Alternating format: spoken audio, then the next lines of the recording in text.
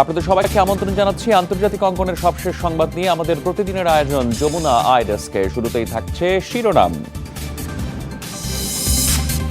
মহামারীতে এই প্রথম একদিনে প্রাণ গেল ১৩,০০০-এর বেশি মানুষের। ফরাসি প্রেসিডেন্ট করোনায় আক্রান্ত, সৌদিতে টিকাদান কর্মসূচি শুরু। ধর্মান্তরিত নারীর গর্ভের সন্তানের মৃত্যুর ঘটনায় ভারতে লাভ জিহাদ বিতর্ক তুঙ্গে। নতুন আইনে উত্তরপ্রদেশে গ্রেফতার বেশ কয়েকজন মুসলিম যুবক।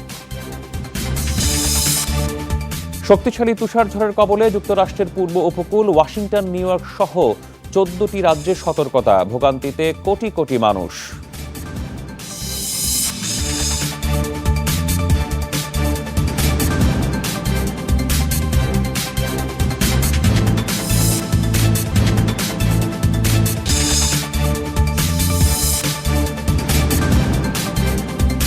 এসব খবরের বিস্তারিত নিয়ে আপনাদের সাথে আছি আমি রাহাত মিনহাস। করোনায় একদিনে রেকর্ড ১৩,০০০-এর বেশি মানুষের মৃত্যু দেখল বিশ্ব। মহামারীর ১১ মাসে এটি সবচেয়ে বেশি প্রাণহানির ঘটনা। শুধু যুক্তরাষ্ট্রে এই ২৪ ঘন্টায় মারা গেছেন রেকর্ড ৩৫০০ মানুষ। এ নিয়ে করোনায় মৃতের সংখ্যা ছাড়ালো ১৬,৫৫,০০০, আক্রান্ত ৭.৫ কোটি। বুধবারই নতুন করে ৭ লাখের বেশি মানুষের দেহে মিলেছে কোভিড-১৯-এর উপস্থিতি। ২.৫ লাখের বেশি দৈনিক সংক্রমণে যুক্তরাষ্ট্রে আক্রান্তের সংখ্যা এখন ২.২ কোটি ছুঁই।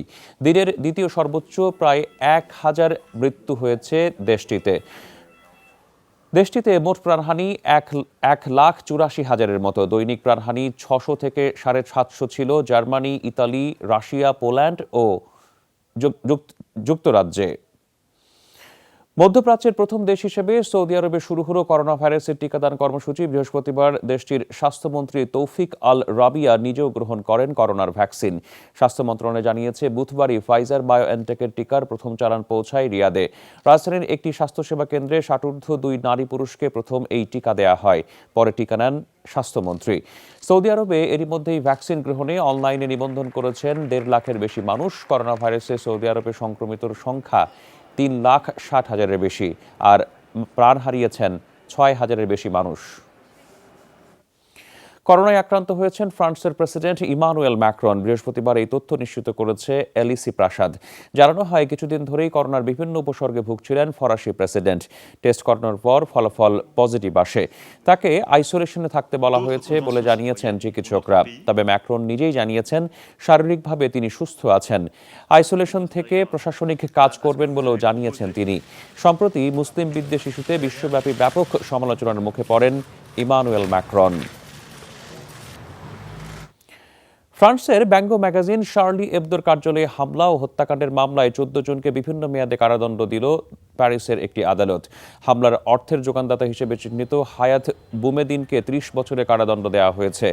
একই মেয়াদের সাজা পেয়েছেন তার সহযোগী আলী রিজা পোলাদ। হামলায় নানাভাবে সহায়তা দেয় বাকিদের ১ থেকে ৪ বছর করে কারাদণ্ড দেন আদালত। ১৪ আসামির মধ্যে ৩ জনই পলাতক রয়েছেন। ২০১৫ সালে মহানবী হযরত মুহাম্মদ সাল্লাল্লাহু আলাইহি ওয়াসাল্লামের ব্যঙ্গচিত্র প্রকাশের পর শার্লি এবদোর কার্যালয়ে হামলা চালায় ২ জন মুসলিম যুবক। ওই ঘটনায় পত্রিকাটির ১২ জন কর্মী নিহত হন। পুলিশের গুলিতে মারা যায় হামলায় সরাসরি অংশ নেয়া ২ জন। ভারতে কৃষক আন্দোলনের প্রতি সংহতি জানিয়ে আত্মহত্যা করলেন শিখ ধর্মগুরু বাবা রাম সিং। দিল্লি শনিপথ সীমান্তে অবস্থান ধর্মঘট করছিলেন তিনি। বুধবার রাতে মাথায় পিস্তল ঠেকিয়ে আত্মহত্যার আগে সরকারের উদ্দেশ্যে একটি খোলা চিঠি লিখেন ৬৫ বছর বয়সী এই ধর্মগুরু। তিনি বলেন, কৃষকদের প্রতি মোদী প্রশাসনের অবিচার মানতে পারছেন না তিনি। তাই কৃষকদের সম্মান বজায় রাখতে আত্মাহুতির পথ বেছে নিয়েছেন তিনি। তাকে দ্রুত স্থানীয় একটি হাসপাতালে নেওয়া হলে চিকিৎসক মৃত ঘোষণা করেন। সেপ্টেম্বরে পাশ হওয়া ৩টি বিতর্কিত কৃষি আইন প্রত্যাহারের দাবিতে কৃষক আন্দোলনে উত্তাল ভারত।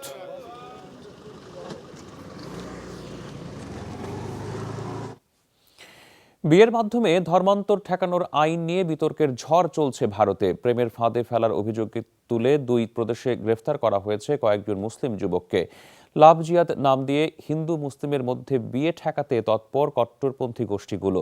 সবশেষ ধর্মান্তরিত এক নারীর গর্ভের সন্তানের মৃত্যুর পর বিশ্বজুড়ে আলোচনায় এসেছে এই বিষয়টি।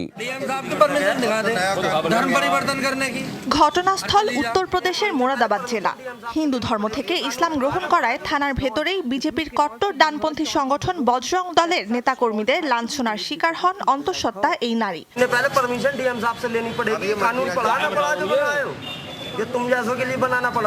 শাদি করি 5 মাস হলো বিয়ে করেছি, স্বেচ্ছায় করেছি।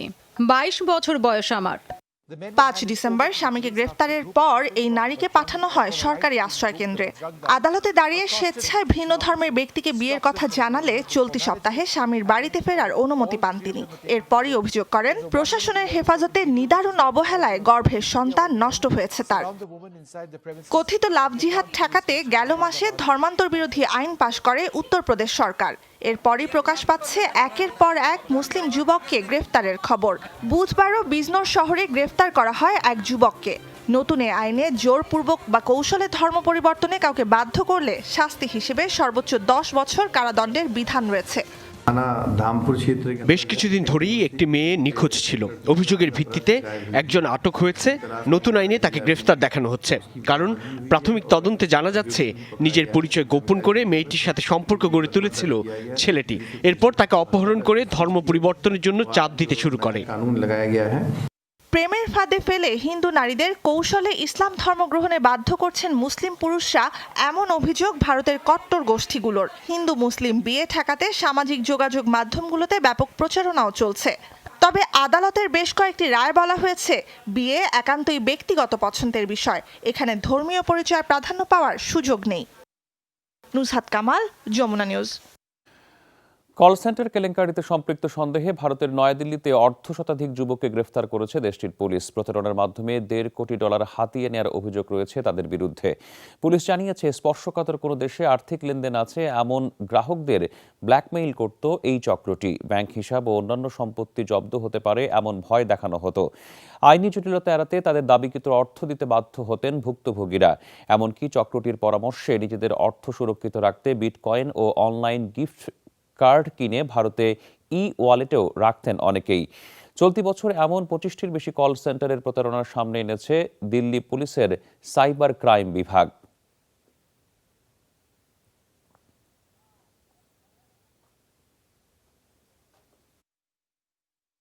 শক্তিশালী তুষার ঝড়ের কবলে যুক্তরাষ্ট্রের পূর্ব উপকূল রাজধানী ওয়াশিংটন, নিউ ইয়র্ক সহ 14টি রাজ্যে জারি করা হয়েছে সতর্কতা। এরই মধ্যেই সড়ক দুর্ঘটনায় 2 জনের মৃত্যুর খবর নিশ্চিত করেছে কর্তৃপক্ষ। আবহাওয়া অধিদপ্তরের পূর্বাভাস, ব্যাপক মাত্রার তুষারপাত চলবে আরও অন্তত একদিন। বাধাগ্রস্ত হবে 6 কোটি মানুষের জীবনযাত্রা। কয়েক ইঞ্চি বরফের আস্তরে ঢাকা পড়েছে নিউ ইয়র্কের প্রাণকেন্দ্র টাইমস স্কয়ার। ভারী বৃষ্টি আর তুষারপাত উপভোগে অনেকেই ভিড় জমাচ্ছেন সেখানে। রীতিমতো বিনোদনের নানা আয়োজনও হাজির। অবশ্য উপভোগের পাশাপাশি তুষারঝড়ের ভোগান্তিও কম নয়। আবহাওয়া অধিদপ্তর থেকে 14টি রাজ্যে জারি করা হয়েছে সতর্কতা। ঝড়ে ভোগান্তিতে পড়বেন 6 কোটির বেশি মানুষ। দুর্ঘটনা এড়াতে বন্ধ কয়েকশো বিমান ফ্লাইট, রেল ও ফেরি চলাচল। তবুও ছোট বড় সড়ক দুর্ঘটনায় শোনা গেছে প্রাণহানির খবর। বিদ্যুৎ বিচ্ছিন্ন থাকার সতর্কতাও দিয়েছে সংশ্লিষ্ট কর্তৃপক্ষ। বরফ পরিষ্কারের জন্য আমাদের 2000 বেশি ট্রাক প্রস্তুত। বৃহস্পতিবার পর্যন্ত সবাইকে ঘরে থাকার অনুরোধ জানাচ্ছি, কারণ দুর্যোগপূর্ণ আবহাওয়ায় কিছুটা ধীর গতিতে কাজ করবে যানগুলো। দৃষ্টিসীমা ঘোলাটে থাকার কারণে ঘটতে পারে অনাকাঙ্ক্ষিত দুর্ঘটনা। একে মহামারী পরিস্থিতি, তার উপর দাপুটে তুষারঝড়, তাই করোনার বিস্তার নিয়ে রয়েছে বাড়তি শঙ্কা। মার্কিন গণমাধ্যমগুলো বলছে নিউ ইয়র্ক, পেনসিলভানিয়া, কানেকটিকাট ও মেরিল্যান্ডে সাময়িকভাবে বন্ধ নমুনা পরীক্ষা কেন্দ্র। তবে ভ্যাকসিন প্রয়োগ চালু থাকবে এমন আশ্বাস নিউ ইয়র্ক প্রশাসনের। সবাই তুষারঝড় নিয়ে চিন্তিত, কিন্তু সেটা যুক্তরাষ্ট্রের টিকাদান কর্মসূচিকে বাধাগ্রস্ত করতে পারবে না। নির্বিঘ্নে ভ্যাকসিন সরবরাহ এবং টিকা প্রয়োগের ব্যাপারে আমরা আশাবাদী। যুক্তরাষ্ট্রের জাতীয় আবহাওয়া বিভাগ জানিয়েছে পেনসিলভানিয়ার পূর্বাঞ্চল থেকে নিউ ইয়র্কের কাটস্কিল পার্বত্য এলাকা পর্যন্ত থাকবে ঝড়ের বিস্তৃতি, যার ফলে 2 ফুট পর্যন্ত তুষারপাত দেখবে বেশ কিছু মার্কিন রাজ্য। মৌলি ইসলাম, যমুনা নিউজ। করোনা ভাইরাসের উৎসের সন্ধানে চীনের উহানে গবেষণা শুরু করতে যাচ্ছে বিশ্ব স্বাস্থ্য সংস্থা। জানুয়ারিতে সেখানে 10 জনের গবেষক দল পাঠাবে WHO। কয়েকবার সময় ক্ষেপণের পর উহানে আন্তর্জাতিক গবেষকদের প্রবেশাধিকার দিল চীন। স্বাধীন অনুসন্ধানের প্রস্তাবে শুরু থেকে অনীহা ছিল দেশটির। ধারণা করা হয় উহানের মাছ বাজার থেকেই নোভেল করোনা ভাইরাসের উৎপত্তি, যা পরে বৈশ্বিক মহামারীতে রূপ নেয়। এদিকে ক্রিসমাসের পর মহামারীর সবচেয়ে ভয়াবহ রূপ দেখতে পারে ইউরোপ, এমন হুঁশিয়ারি দিয়েছে বিশ্ব স্বাস্থ্য সংস্থা। করোনা সংকটের প্রভাবে যুক্তরাজ্যে 70 বছরের মধ্যে প্রথম শিশু খাদ্য সহায়তা দিতে হচ্ছে ইউনিসেফকে। রাজধানী লন্ডনে এই ক্ষুধার্ত শিশুদের জন্য বাড়িতে বাড়িতে পৌঁছে দেওয়া হচ্ছে পার্সেল। ইউনিসেফ বলছে, দ্বিতীয় বিশ্বযুদ্ধের পর ব্রিটিশ শিশুদের এত সংকটময় পরিস্থিতিতে পড়তে হয়নি। জরিপে দেখা যায়, মে মাসে খাদ্য অনিরাপত্তায় ভুগছিল ব্রিটেনের 70% শিশু। সংখ্যার হিসেবে যা 24 লাখ। অক্টোবর নাগাদ বিনামূল্যে খাবারের জন্য শিক্ষা প্রতিষ্ঠানগুলোতে আবেদন করে আরও 9 লাখ শিশু।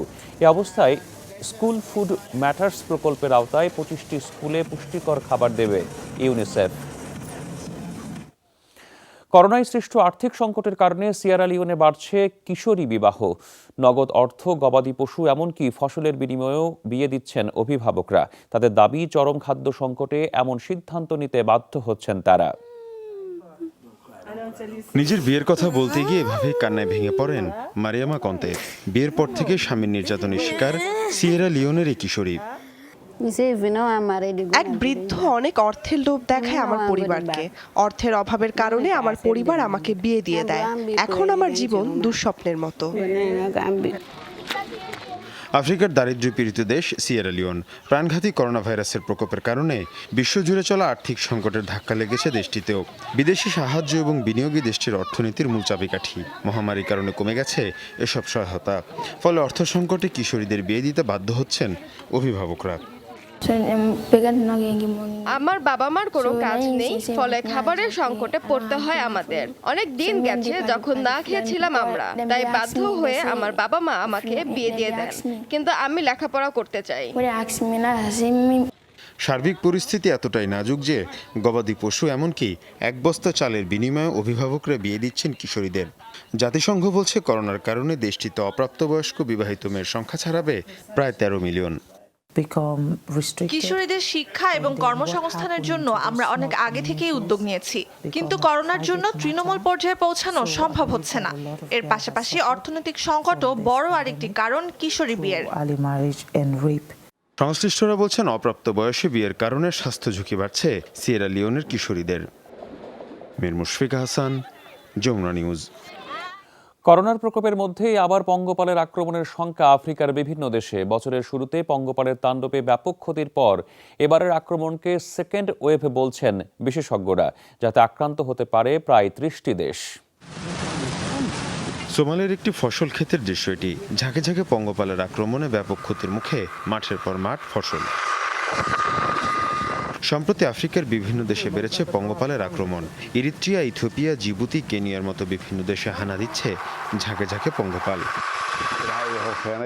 অতিরিক্ত বৃষ্টির কারণে একবার ফসলের ক্ষতি হয়েছে, এখন পঙ্গপালের উপদ্রব। এর আক্রমণ আরো বাড়লে আমরা নিঃশেষ হয়ে যাব। স্থানীয় আবহাওয়া দফতর বলছে, গেল 2 মাসে আফ্রিকা বৃষ্টিপাত হয়েছে স্বাভাবিকের চেয়ে 400 গুণ বেশি। মাটির নিচে আর্দ্রতা বাড়ায় সৃষ্টি হয়েছে ঘাসফড়িং সহ বিভিন্ন পতঙ্গের বংশবৃদ্ধির উপযোগী পরিবেশ। এত দ্রুত আবারও পঙ্গপালের আক্রমণ হবে সেটা আমরা বুঝিনি। করোনার প্রকোপ তো আছেই, তার উপর পঙ্গপালের আক্রমণ। এই মুহূর্তে যদি জরুরি সাহায্য না পাওয়া যায়, তাহলে এই সেকেন্ড ওয়েভ সামলানো আমাদের পক্ষে অসম্ভব।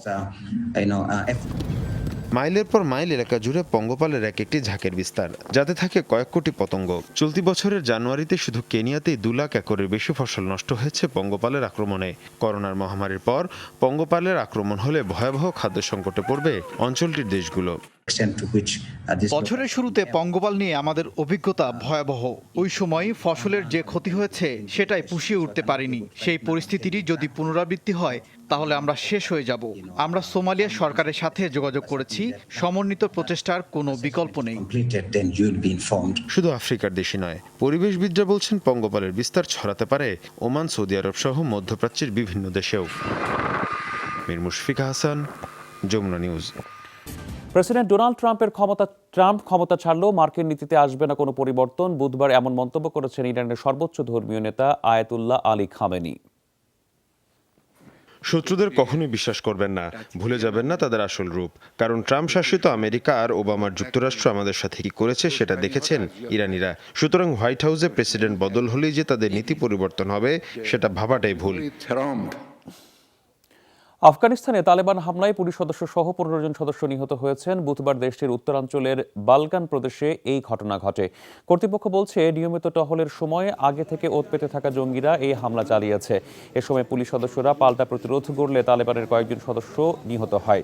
সম্প্রতি কাতারের সাথে তালেবানের আফগান কর্তৃপক্ষের সাথে শান্তি চুক্তি হয়। এরপর নিরাপত্তা বাহিনীর ওপর এত বড় হামলার ঘটনা এটিই প্রথম। চীন থেকে পাথর ও মাটির নমুনা নিয়ে পৃথিবীতে ফিরেছে চীনা মহাকাশযান চ্যাংই-5। বৃহস্পতিবার ভোররাতে 2 কেজি নমুনা নিয়ে মঙ্গোলিয়া অঞ্চলে অবতরণ করে যানটি। আজ রাতেই নমুনা নেওয়া হবে চীনের রাজধানী বেইজিংয়ের গবেষণাগারে। পৃথিবীতে আলো বাতাসে নমুনা যাতে ক্ষতিগ্রস্ত না হয় তা নিশ্চিত নেওয়া হবে বিশেষ ব্যবস্থা। এই প্রথম কোনো চীনা নভোযান চীনের নমুনা নিয়ে পৃথিবীতে ফিরল। 24 নভেম্বর উৎক্ষেপণ করা হয়েছিল চ্যাংই-5, যা এ মাসের 1 তারিখে চাঁদের নমুনা সংগ্রহ করে দেশে ফেরে। ইউরোপের সাংস্কৃতিক ঐতিহ্য খেতাব পেল দক্ষিণ কোরিয়ার লণ্ঠন উৎসব। বুধবার এই সিদ্ধান্ত জানিয়েছে জাতিসংঘের সংস্থাটি। গৌতম বুদ্ধের জন্মদিন উপলক্ষে এপ্রিলে মাসব্যাপী উদযাপিত হয় এই আলোক উৎসব, যা লোটাস ল্যান্টার্ন ফেস্টিভ্যাল নামে পরিচিত। ইউনেস্কো জানিয়েছে 100 বছর ধরে স্বতঃস্ফূর্ত অংশগ্রহণ এবং বৈচিত্র্যের কারণেই দেয়া হয় এই খেতাবটি। বলা হয় সামাজিক সম্প্রীতি বাড়াতে বেশ কার্যকর এই উৎসব। এই ছিল আজকের যমুনা আইডেস্কের আয়োজনে। এতক্ষণ সাথে থাকার জন্য ধন্যবাদ সবাইকে।